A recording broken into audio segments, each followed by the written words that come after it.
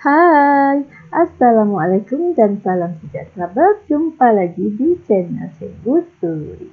Ya, hari ini satu lagi perkongsian dari Cikgu berkaitan dengan subjek pengajian pernikahan semester yang kedua. Oke, apakah perkongsian dari Cikgu? Kita lihat sebentar lagi.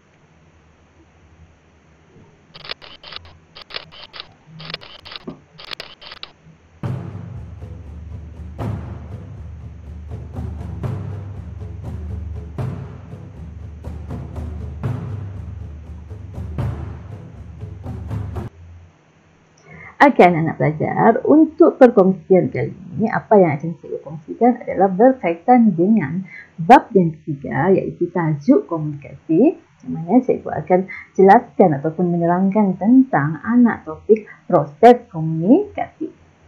Okey, untuk tajuk komunikasi ini, secara keseluruhannya, kita ada 4 subtopik yang perlu anak-anak pelajar kuasai. Okay, yang pertama kita ada kemahiran komunikasi. Okay, kemudian kita ada kemahiran mendengar. Okay, yang ketiga kita ada kemahiran berunding. Dan yang keempat kita ada berkaitan dengan teknologi maklumat. Okay, jadi ini 4 subtopik ya yang perlu anak-anak pelajari untuk bab komunikasi, bab ketiga ini. Okay, untuk tajuk yang pertama, subtopik yang pertama, kemahiran komunikasi. Ya, apa yang ada dalam kemahiran komunikasi? Ialah, satu tentang proses komunikasi. Yang kedua tentang halangan-halangan komunikasi. Ketiga berkaitan dengan bentuk komunikasi.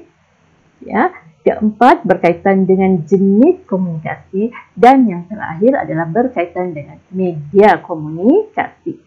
Okey, jadi dalam subtopik yang pertama ini ada 5 anak topik yang akan anak-anak pelajar pelajari dan kuasai.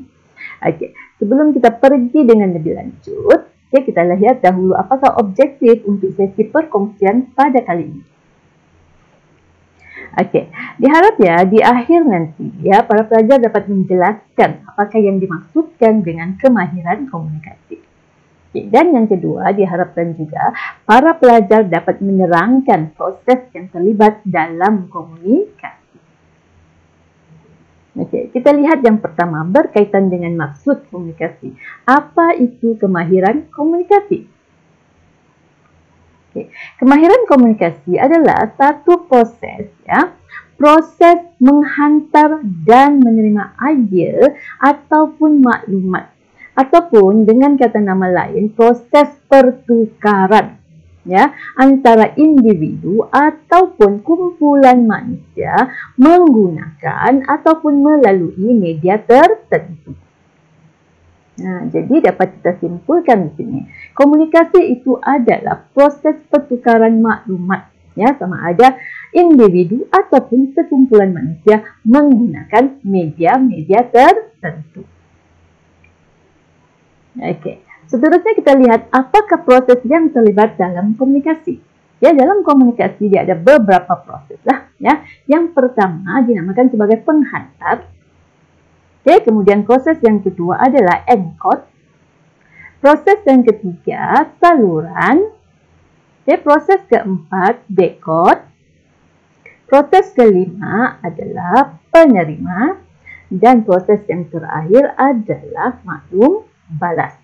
Dan proses ini akan berterusan bermula balik daripada penghantar, encode, saluran, decode, penerima, maklum, balas.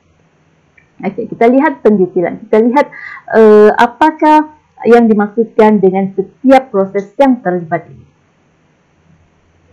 Okay, yang pertama tadi kita ada penghantar. Penghantar itu siapa?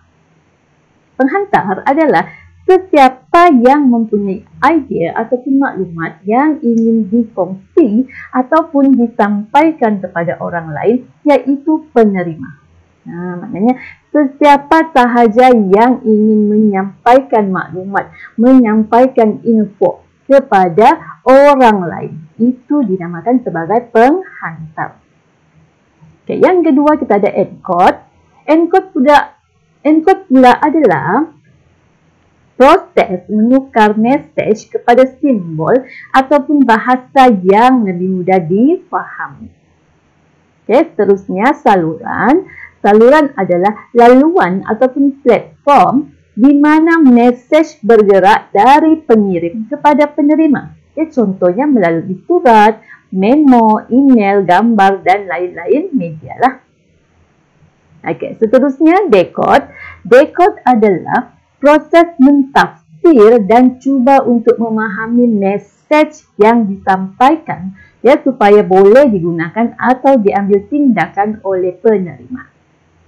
Kemudian penerima pula adalah pihak yang mana mesej disampaikan kepadanya.